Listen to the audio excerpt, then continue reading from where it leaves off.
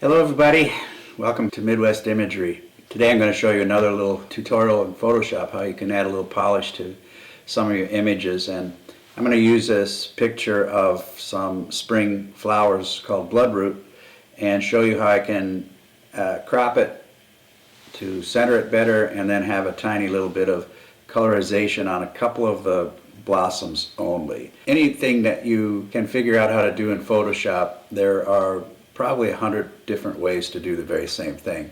And I'm going to show you the stuff that works quickly and easily for me. So let me get my screen set up and I'll be right back. Okay, I'm back. So I'm in the file browser in Photoshop called Bridge, and I'm going to open up this raw file of some underexposed bloodroots. And I underexpose them because I like a little punch and saturation to them. And I can pull this out in post like I'm going to do right here.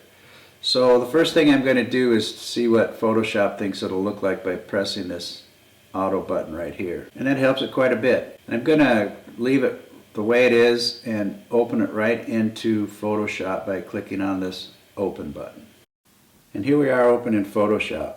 And what I want to do is crop this shot so we can move these blossoms over a little bit.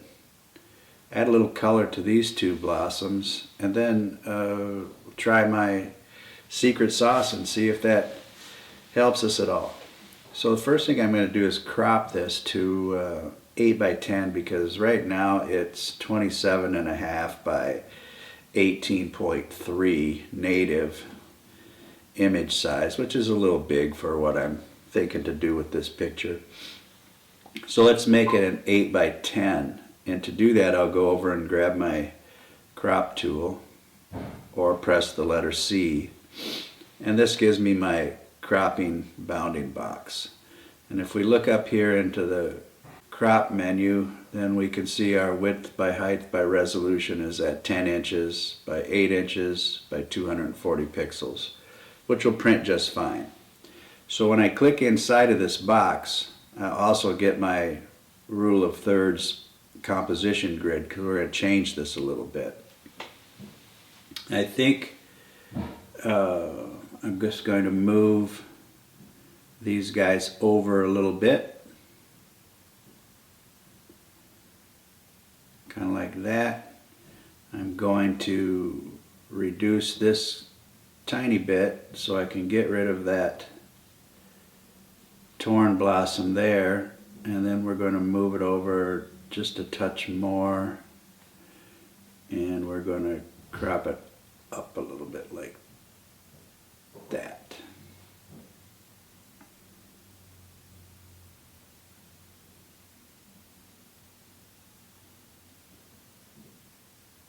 I think something like that. Then I'm just going to double click inside here and crop it. Now here's our cropped image. I'm going to zoom in, Command plus, and you can see that it's still a little underexposed. So what I'm going to do is duplicate this background layer, and I'm going to press Command J, which duplicates our background layer. Now we have two layers that are exactly the same. I'm going to change this layer's name by double clicking on the words layer 1 to screen. And then I'm going to change the way that this layer interacts with this layer by changing the blending mode from normal to screen. Now that gave it a lot of help. Brightened it up quite a bit. Let's see what happens if we duplicate this screen layer. Command J. And that's pretty bright too. I don't actually mind that, but let's see what happens if we turn the opacity down just a little bit.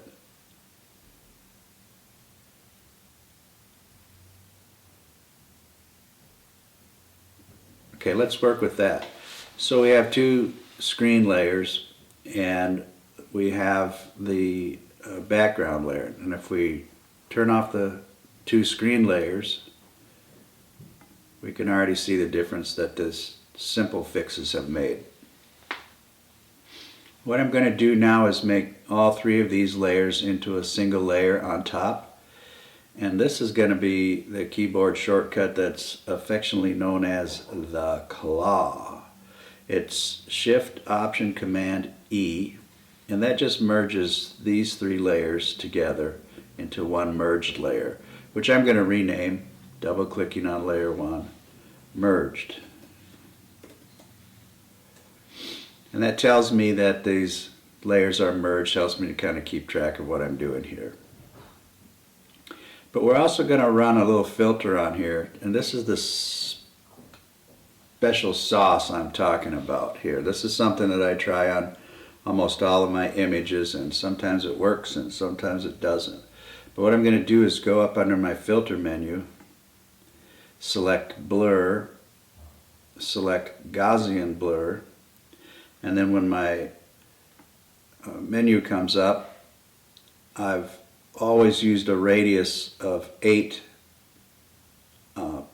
pixels, and I'm going to press OK. And that looks great. If you have the right pair of glasses on, that is. So let's just fix this, okay? Right now, you can see what we've done. We've blurred this image, but I'm going to change this blend mode on this merged layer from normal to soft light. And see what that does. I'm going to turn the layer off by clicking on the eyeball right next to the layer thumbnail.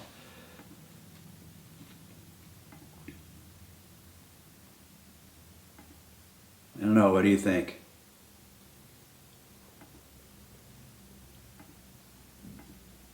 Let's turn it down a little bit. And see what that does for us. Yeah, I don't mind that. Let's work with this. Okay, so now I want to add a little bit of color to these two blossoms right here. In order to do that, I'm just going to put a new blank layer right on top of the layer stack. And I do that by going down into my little icons at the bottom of the layers panel and press this plus, this icon that has a plus inside of a square, create a new layer. Now I've got a new blank layer up here, and I'm going to rename this pink because I'm going to color these a little pink color. And I do that by going over to one of my foreground or background color swatches and click on it. And that brings up our color picker, which I like this color I'm going to use. The color numbers are red is 255, the green is 150, and the blue is 246. I'm going to click on OK. And now I'll select these two blossoms. I'm going to zoom in with Command plus. I'm going to go onto the background layer with my quick selection brush and click and drag. And then that did a pretty nice job right off of the bat. So our selection is good. I'm going to go back and onto the pink layer and add this pink color, fill this pink color in here. And the easy way is a keyboard shortcut option, delete. And there it is. That looks just great. Ready to go to the printers. After a couple more little changes. So I'm going to deselect this now. We can either go up under our select menu and select deselect, or notice that there's a keyboard shortcut, Command D. So I've deselected this. Now let's try and see if we can't make it look a little less Photoshop by, first let's lower the opacity. Yeah, that's not doing it for me. So now we're going to change the blend mode from normal to color. Zoom in, Command plus. Now that looks pretty good. I'm going to zoom back out again. I'm thinking we're pretty close here. One thing that I will try to do is see if it looks better without our merged blur layer. So I'll turn that off.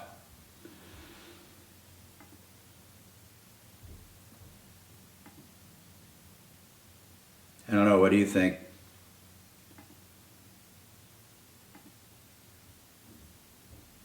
I kind of like it without the merged layer. This time the special sauce maybe didn't add enough for us to keep it. So I'm just going to delete this layer. And we can see that we've used 3 layers very quickly. Crop this.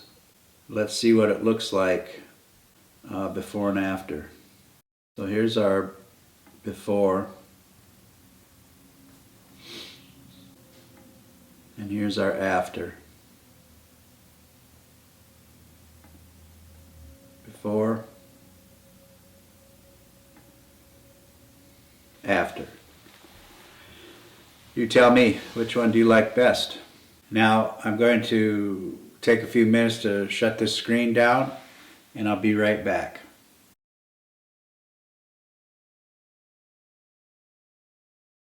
Okay, that was a quick example of how you can brighten up an underexposed image, crop it to maybe help the composition a little bit, and add a tiny little splash of color into the shot as well. That's going to do it for today. I want to thank you for watching, and I'll see you soon.